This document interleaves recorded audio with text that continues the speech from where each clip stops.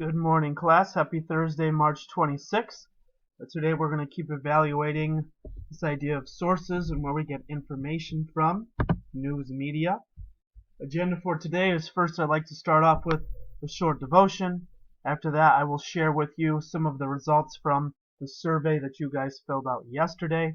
Thanks for the fact that all of you did that. After that you're going to look at your anthologies that you should have turned in yesterday, and you are going to be evaluating them, and that's what your homework is for 3 p.m. today. At the end of class, you're going to answer an exit slip question for me. First, I'd like to start off with a devotion. Devotion comes from the book of John. This is chapter 14, verse 6. This is Jesus talking, and he's responding to one of his disciples, Thomas, who is known for doubting. Thomas said to him, "Lord, we don't know where you are going, so how can we know the way?" Jesus answered, "I am the way and the truth and the life. No one comes to the Father except through me." So when we talk about how do we navigate this digital sea of information, how do we responsibly find, evaluate, and share information and news in 2020, one key component of that is we want to find information that's accurate and full of truth. However, just know that regardless of where you get your news from, and we're getting it based on what you said from a variety of different places, the ultimate source of truth in our lives has to be Jesus. And if we want to get to where we want to go and figure out even where we want to go, we have to find that way through Jesus, who is truth. One thing to go along with devotions, I don't know all the details about this, so part of me promoting this idea of truth is just saying what I know. But I received an email yesterday that Kaylin, she is in the hospital, not for COVID-19, not the coronavirus. She was having, she thought, some problems with her appendix. So just keep her in your prayers that she can heal. Once again, it's not related to the coronavirus. Let's not spread rumors or anything. But please keep her in her prayers just to recover. It's already a stressful situation right now. That's not going to help. So let's keep her in our prayers. Probably going to be a little longer video today, but not a whole lot of work, so please watch the entire thing. I just want to go through the results from the survey you guys filled out yesterday. We'll go through each one. So first one, I am more likely to read a news story online if I have an emotional reaction to it. If you count it up, 6 through 10 means you agree to some extent, either mildly or strongly. So we've got 6, 14, 17, 18 out of the 25. Say yes, they're more likely to read it if it appeals to them emotionally. Sharing those stories because you have an emotional reaction to it. Similar type of results, a little bit more spread out. If we compare to the one before, got a lot of 8s here, which is a pretty strong agree. Here it's a little bit more balanced between 6 and 10, but we still have the majority of the class, 20 out of the 25, are either neutral on the subject or they agree to some extent about sharing those news stories. Thinking about whether a story is true before you share it. So not when you read it, but actually sharing it with other people. I'm going to call you guys out a little bit and say that I don't actually think this is an entirely truthful answer. I think we would like it to be. That's not me saying that you guys don't think about stories, whether they're true or not, but I think we can all agree in high school there's plenty of gossip and rumors that are spread, and not a whole lot of people are thinking about whether stories are true when they share that. So maybe you're just framing this as like political news, not like the everyday information. But most of you say yes, which is good. It is important to use multiple sources to gather information online. So my question would be, I think it's pretty obvious that most of us agree, and that's important. Everyone agreed except for one. I think the better question is, how often do you actually do it? Go to multiple sources to get your information. I'm guessing that number is going to be different, and I think there's legit reasons why it would be different. We'll talk about it later. Social media is a terrible place to get information about current events and issues. All over the place here, which I kind of expected. Just to let you know, most of the news and information about current events and issues that I get comes from Twitter. Now, it's coming from various news sources that are on Twitter, but Twitter is the medium that I'm using to gain access to those sources. Personally, I don't have a problem with that because I think social media makes things very accessible. I can do it when it's convenient for me. I can find variety of sources within a matter of moments. I personally like it more than radio or TV that are a little bit less convenient and more old-fashioned. But I definitely would agree with some of the people saying 1, 2, or 3. Or actually, I guess if you think it's terrible, you agree. So it'd be more like the 10s, the 8s, and the 7s. I think it can be a bad place depending on where along the social media spectrum you're getting it from and what sources you're getting from it. This one's probably my personal favorite because if I was asked this question, I believe Wikipedia is a valuable source, I would say at least an 8, if not a 9 or a 10. I think Wikipedia is awesome. I think the idea that we can share information in such a convenient way and that we can have multiple people kind of checking each other's work and verifying it and sharing different perspectives is awesome, and I think it's reliable. With that being said, my advice usually to students, Wikipedia is a great place to start research, not a great place to end it. So I do think Wikipedia is okay. Wouldn't use it on like a formal research paper, especially in college. But I think as a starting point, Wikipedia is great, and it can take you to other sources that maybe are even better and more scholarly than Wikipedia is. Right, so if that's my favorite, these questions are probably my least favorite for a variety of reasons, but I do find them interesting, even if I don't particularly like how we frame different news sources along the political spectrum here. But for people who think CNN is biased and unreliable, in other words, it's bad, we've got 4 people who strongly agree with that statement, 1 person who strongly disagrees, and we've got answers all across the board. With 26 people in this class, with as politically polarized as society is, that's not a whole lot surprising. Interesting how a slight agree as a 6 here is the most common answer. I do think that's interesting.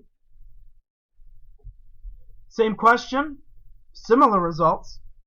So if we can kind of take a look at what our class looks like, it seems based on these last 2 here, we maybe have a more conservative lean as a class, more than a liberal one, as Fox News is known to be more conservative, CNN is known to be more liberal.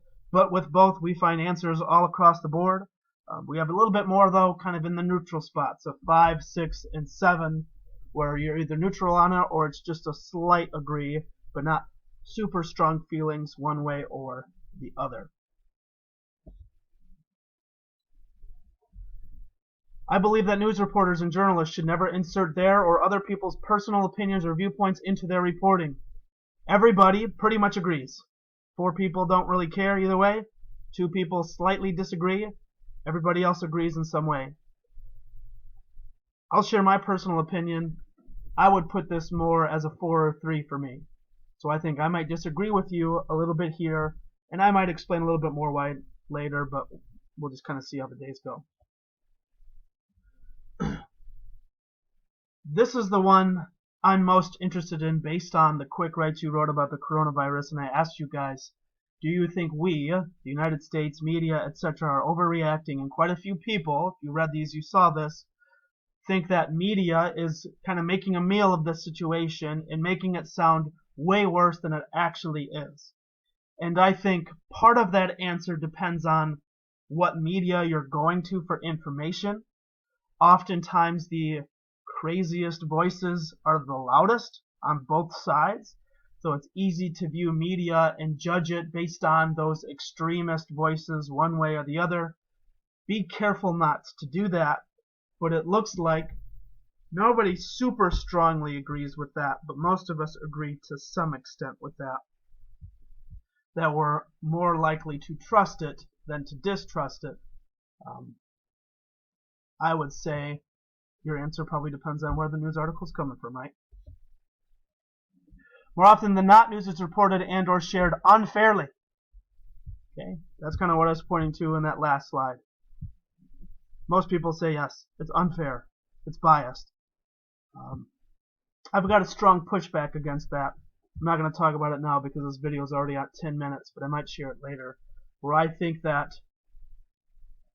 that's not a fair assessment of media.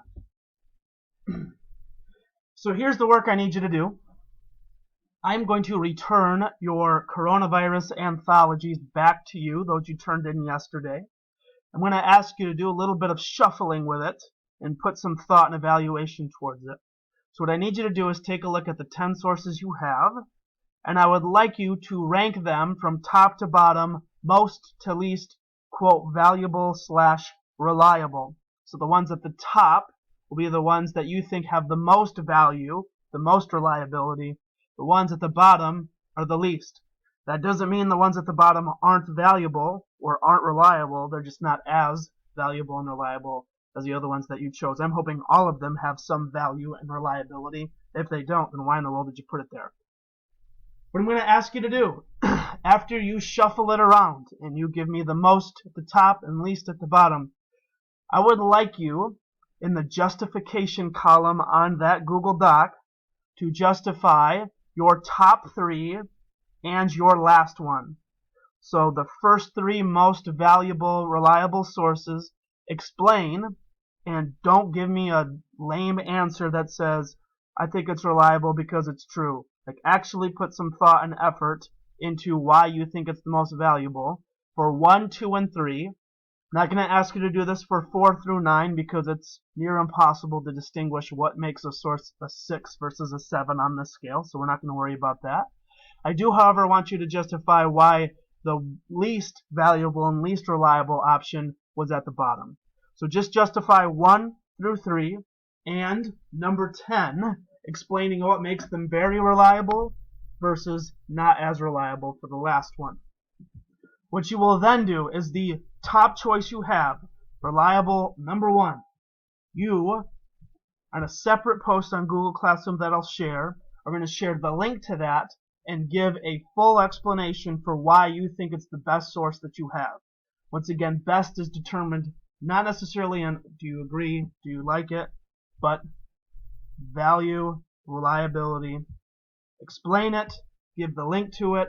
That's worth 5 points. I will post a question on Google Classroom for you to do that. That's the work I need you to do. Shuffle them around, give me that top one. Just to show you here what this looks like.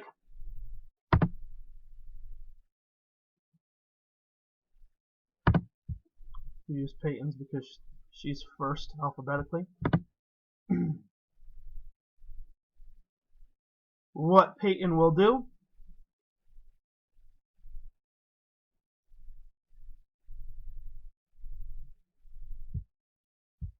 is reorganize all of these sources. Just copy and paste it, right? You don't have to rewrite everything, just copy and paste. This first one here, that should be the most valuable, reliable source she has. So this is 1, 2, 3, all the way down to the last one, which should be the one she thinks is the least reliable and valuable.